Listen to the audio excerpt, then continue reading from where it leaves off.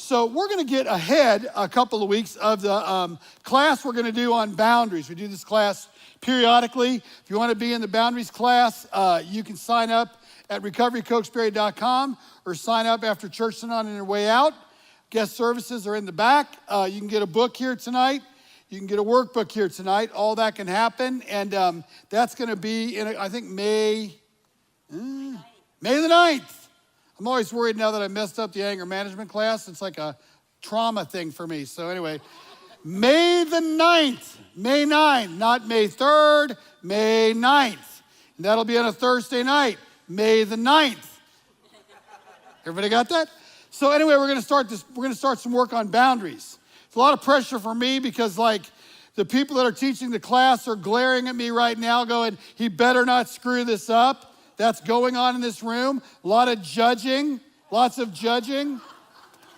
I'm feeling the pressure. Ginger, Vicky. So what's the deal with boundaries? You know, the book is by the way, the book is a really good read. And there are a lot of very basic, normal life examples there. And you're going to get a lot out of it. Now, here's the thing about the boundaries class and boundaries in general. If you are struggling with codependency, these next weeks are not going to be fun for you. Like, part of these next weeks are actually going to probably suck for you because we're coming right at your stuff and my own, right? And I mean, there's not an accident that I've kidded around all this time going, I really don't like boundaries class and blah, blah, blah. It's like, I really don't like it because it's coming right at me. You know, like anybody who's codependent, this stuff is going to smack you right between the eyes. The fact of the matter though is, I have yet to meet a addict, alcoholic, or compulsive who is not also codependent. Like I've never seen that happen. You know, so this is going to really start to speak to all of us. At the least, you develop a codependency with your compulsion of choice, amen? We just do. We take care of it, massage it, make sure it's going to be okay, honor it, pay attention. All of that happens. And so we all end up, you know, to a degree in this conversation. There's a woman that has introduced you in the early part of the book. Her name is Sherry.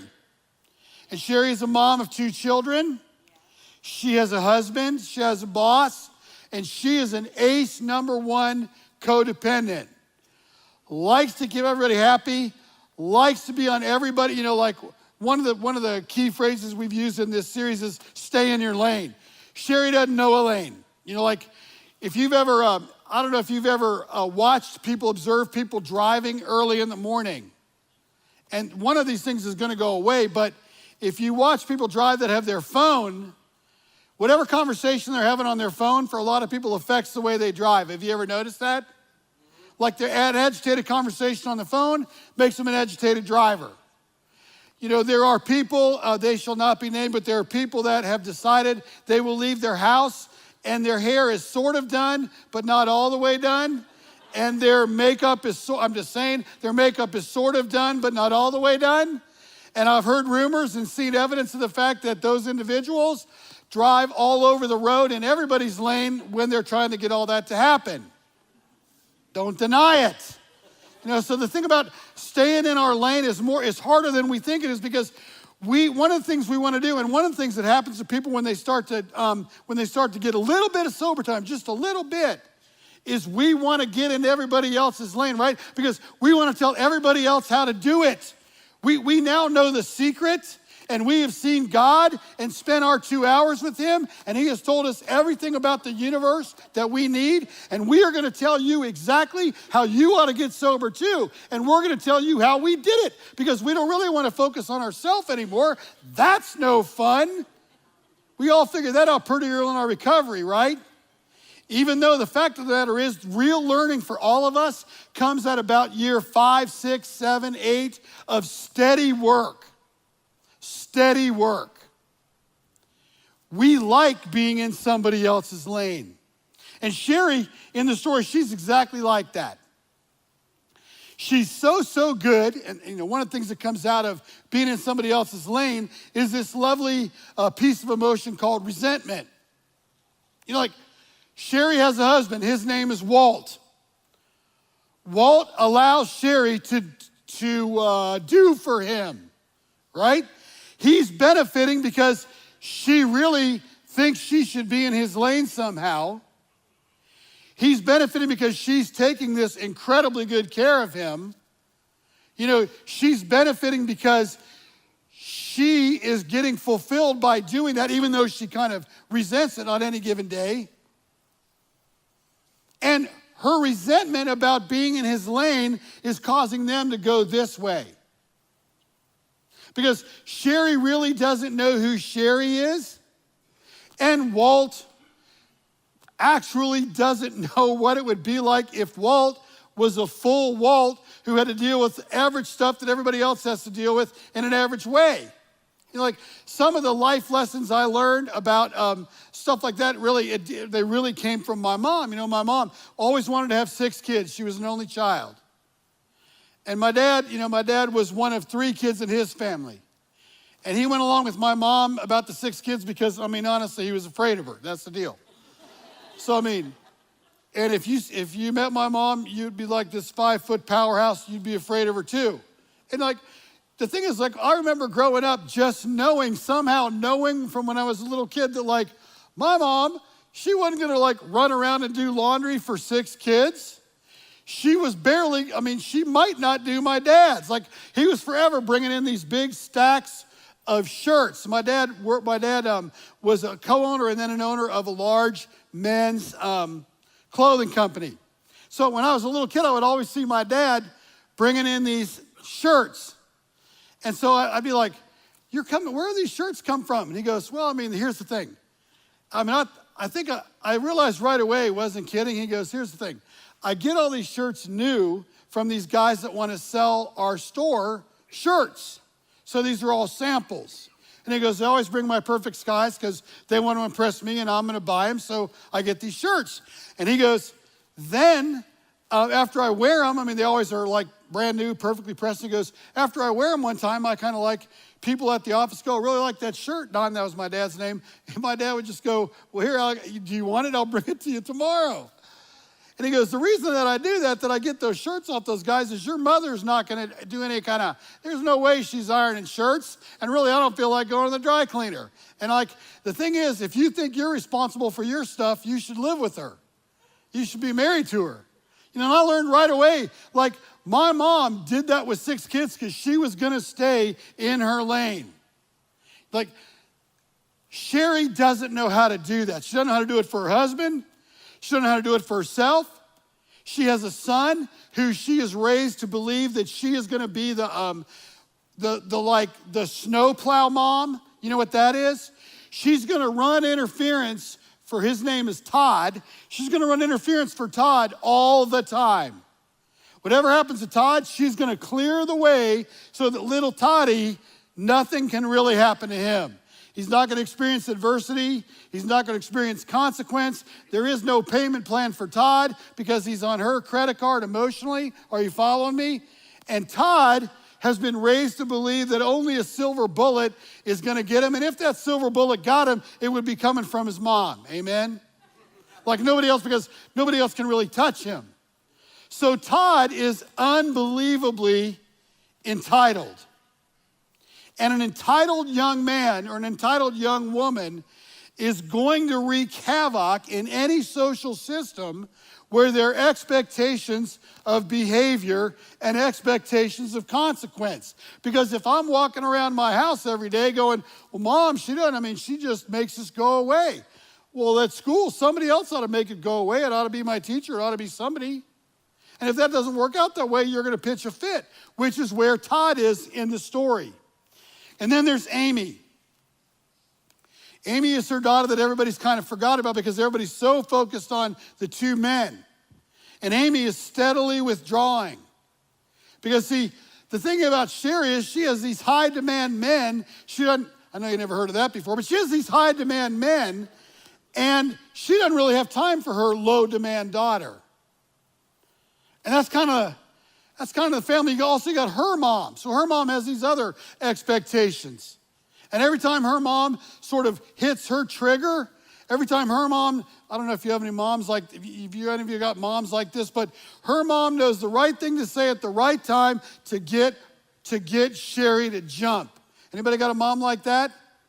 And they know, they go, here's how they go. They go, if they live in Knoxville and it's gonna be Friday night, and you started off going, we were maybe gonna have dinner on Friday night. And you call your mom to go, Mom, we can't have dinner on Friday night. Because see, like one of the kids has got a soccer game or a baseball game, we didn't know about it, it's a tournament, like they advanced, we didn't know. Well, that's okay. While I'm making you feel guilty as hell with my voice, it's okay. I understand. I really don't understand at all. And I think you're really a first-class jerk of a daughter. But if we're not going to have meatloaf, it's okay. I'll go over to the Texas Roadhouse, and maybe I'll do the early bird. And I mean, I might even be able to meet somebody I can sit with and have dinner with. And maybe I won't even have to be all by myself. Boom, boom, boom, boom, boom. And if you're a non-boundaries person, guess what you're doing? You're making freaking meatloaf at 2 o'clock in the afternoon, and you're having your mama over, and you're having lunch, dinner, or whatever you call it, before you rush off to the tournament because you just can't stand it, that she can't stand it, and that's where we are. Does any of that sound familiar to anybody? If we were closer to Thanksgiving, it sure would. And then if that's not enough, Sherry's got a boss, and her boss is a high-demand guy who knows Sherry, when he pushes his button, Sherry will always respond. She has zero boundaries with him. The day is never over for him. And so when he dumps his work on her, she smiles and says, what? Sure, no problem. Because you know what? He tells her, you're just so good at it. See, someone who has boundaries, you take my mom. If I'd have said, Mom, you know, like I would do my own laundry, like her boss. I would do my own work. I would do my own laundry. The thing is, Mom, you're just so good at it, and you're so much better at laundry than me.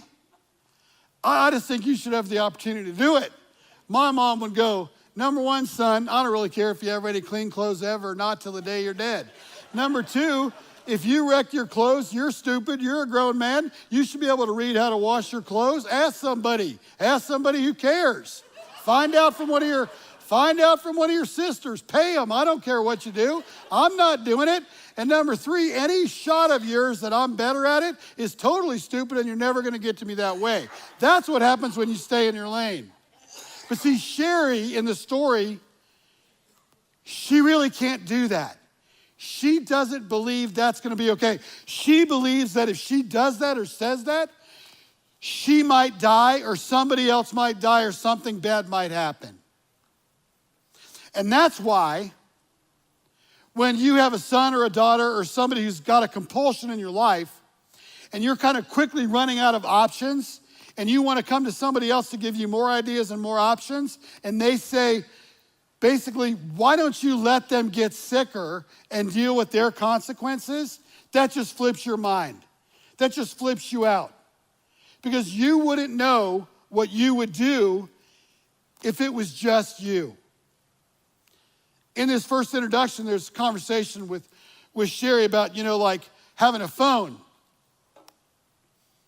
And every single time that the phone rings, she jumps. Why does she jump?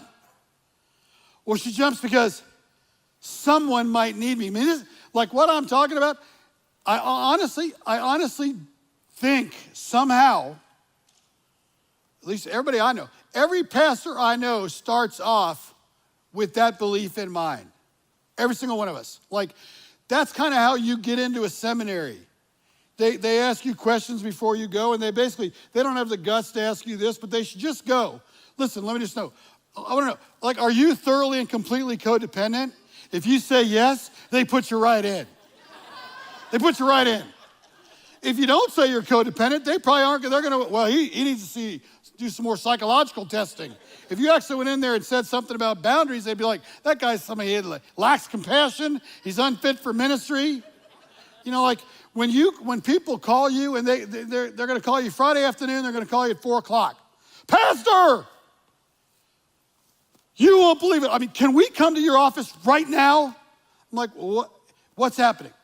Well, I mean, our relationship, our marriage is like, it is just off the rails. Like, can we come right now? Right now. Did you have time right now? I'm like, well, did your marriage get to where it is right now? Today? Because if all this happened today, I want to come and see how the hell it happened. I want to see what you did. I want to write it down. But like, in typical church, especially in small church, everything's a crisis. Most people quit this job because they do not learn how to handle anything close how to handle boundaries. If someone jumps, I need to jump with them. Someone calls, I need to be there. You know, there's never a time when people can deal with God, their problem, and them, because somebody's got to jump in the lane and overfunction. See, like, the truth of where does that get us? And this is what the purpose of the class is going to be, and this series is going to be, is here's the truth you're going to write down if you want to tonight. You're not going to like it, I promise, but trying harder isn't working. Trying harder isn't working. You're in the middle right now, you have a sophomore in high school. She doesn't really want to go to high school. She doesn't really like school. You keep going, you're going to go. She goes, I don't even like it. I mean, I'm not going to do well. You stay up till 1 a.m. You write her papers. You help her do this. You help her do that. You know what? Because you're afraid that she might not make it through her sophomore year. Well, what if she didn't? She would spend next year taking her sophomore year over.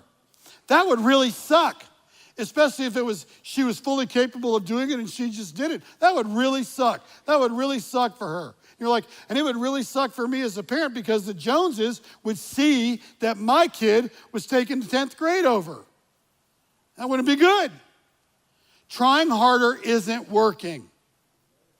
I have talked to people whose kids, adolescent kids, 20-year-olds, whatever, have wrecked 5 and 6 and 7 cars, 3 and 4 DUIs. And they're going, I just don't know what to do. I'm pulling my hair out. I'm like, are you going to buy 10 cars? Write it down today. 20? How are you going to get insurance? How many DUIs at 10 grand a shot are you going to pay for them to get out of, which they shouldn't be getting out of anyway? Well, but I'm, my God, I mean, like if I don't pay for that attorney, I mean, like they're going to lose their license. Yes, they are. They're going to lose it. They are. And they might go to jail. Yes, they might. And the first step of recovery is truth, isn't it? Step 1, my life is unmanageable and out of control. What we want to do when we want to stay in somebody else's lane, we want to try to make their life manageable because we're managing it, and in control because we're controlling it. But the fact is, trying harder doesn't work. Here's a question you got to get to really understand the core of what this boundaries class is going to be all about and what this series is going to be all about. You got to ask this question. You ready? Not why is Todd doing this to me? Not why is Walt the son doing this to me? Not why is Amy doing this to me? My boss doing this to me? Or why is my mom doing this to me? Why does my mom do this to me? Why am I doing this to myself? Like the thing I hated the most about Al-Anon for several years was those nitwit people kept trying to put the focus on me. Did they not understand that I went there to complain about somebody else? What kind of deal was that? And they'd be like, well, Mark, what do you think about how this is affecting you? What are you going to do with you? Where is your recovery in this? I mean, it was bewildering. Like, wait a minute. We're not talking about me. I'm not the sick one here. It's like, yes, you are. Like, I don't know what it takes to convince families. If you bust your butt to get a family member into inpatient treatment, please do not think that your ticket is punched and you're done. Like, if you're gonna bust your butt to put a family member or a son or a daughter or a husband or a wife or a worker or whatever into treatment, it is time for you to start your own recovery with a passion and a vengeance, and you better step up your game and go, I'm gonna invest myself in Al-Anon. I'm gonna invest myself in places where I can learn about me. Because you're as sick as the person you've been consumed with for sure. Why do I do this to myself?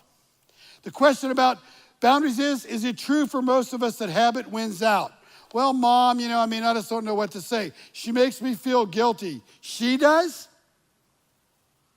She does. She has a magic power over you.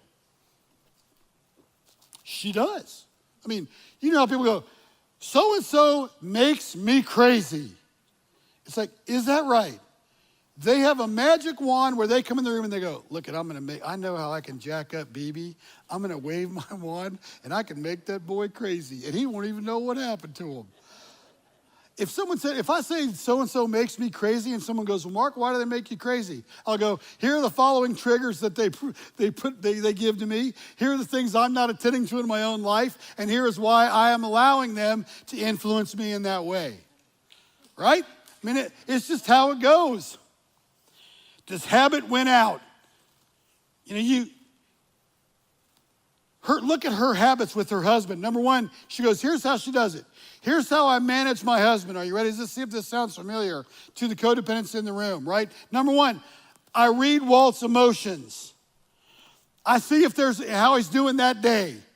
This is classic codependency when it comes to a compulsion. If you are an adult child of an addict or an alcoholic or a compulsive, this is who you are.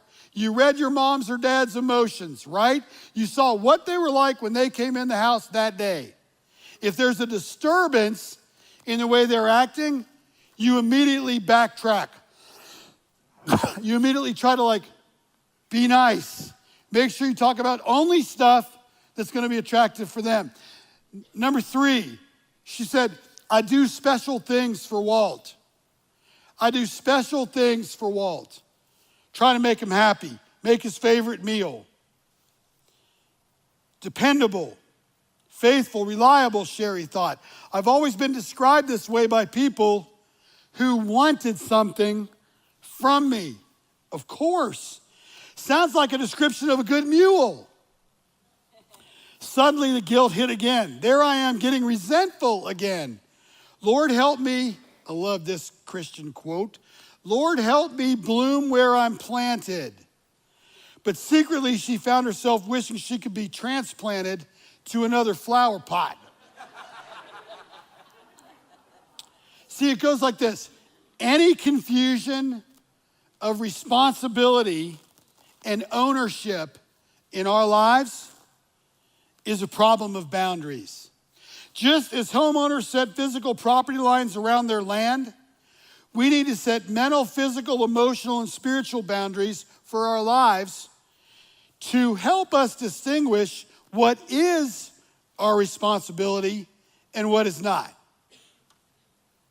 So here's the question, can I set limits with people, my children, my spouse, my mom, my dad, my friend, coworker? Can I set limits and still be a loving person?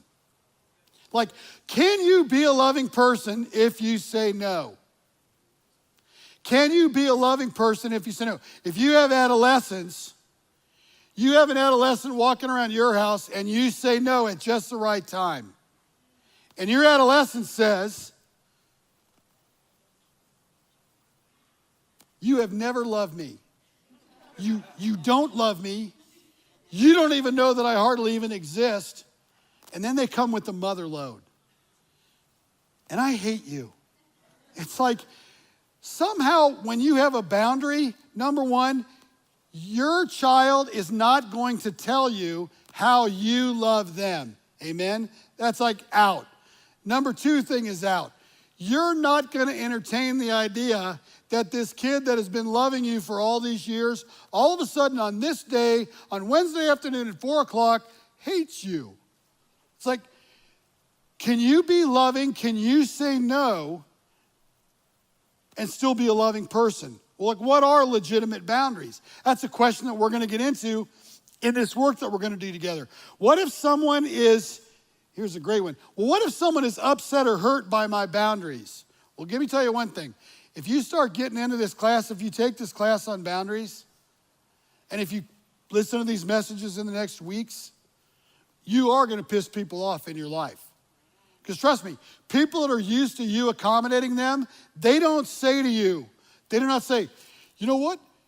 You deciding you've got this newfound understanding of boundaries and you understanding something about codependency, it's wonderful for me, man. I love it. I love having you tell me, no, you're not going to do that. Thank you so much. Whoever taught you that stuff, I'd like to go just kiss them, man. I'd like to buy them dinner.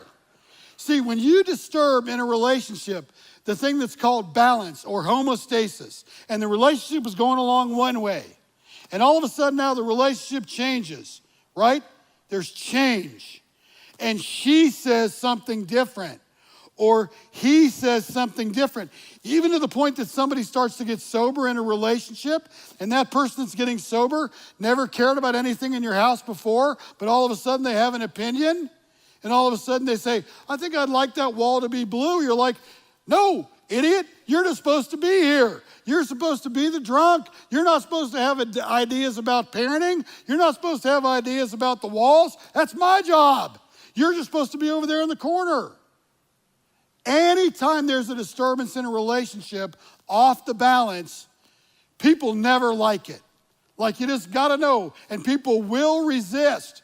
And they will do everything possible to get you back in their lane because they like you being in their lane, at least for some purposes. So how do I answer someone who wants my time, love, energy, or money? It's a question. Why do I feel guilty or afraid when I consider setting boundaries? How do boundaries relate to submission? That's a big question. And then the last one, we're going to get into all these in the next weeks. Well, aren't boundaries, here in the South, this is the motherland right here. Aren't boundaries actually selfish? In order for me to be a good mom, am I not supposed to meet my kids' needs across the board? Am I not supposed to make my husband happy? Am I not supposed to cause all that to happen? Like, what am I supposed to do if he's unhappy today? I just can't have it where he's unhappy. That reflects badly on me as a wife, right? By the way, most guys don't seem to have that problem. Like, if you're a guy, you talk to your friend, you go, my wife, man, here's what a guy will go. They'll go, well, my wife is really like on a tirade. Since we're horrible listeners, you go, well, why is she on a tirade? I don't know. Did you ask her? Are you kidding? Of course not. I didn't ask her. What are you, stupid? Why would I ask her? Well, so you don't know what's wrong? No, I don't know, man. She's just on a tirade. Something's wrong. I'm hoping she'll get over it. So there's no possibility it could be anything to do with you. Well, I never thought of that. I never really did. Because we have a belief, I think especially true in this part of the world with women. We have a belief that women are charged with making everybody around them happy. Man, that is just not healthy.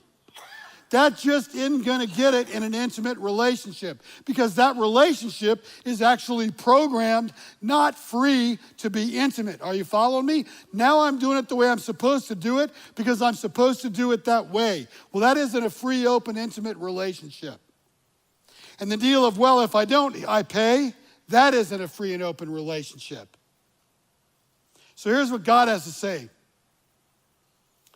Then we will no longer be immature like children. We won't be tossed and blown about by every wind of new teaching.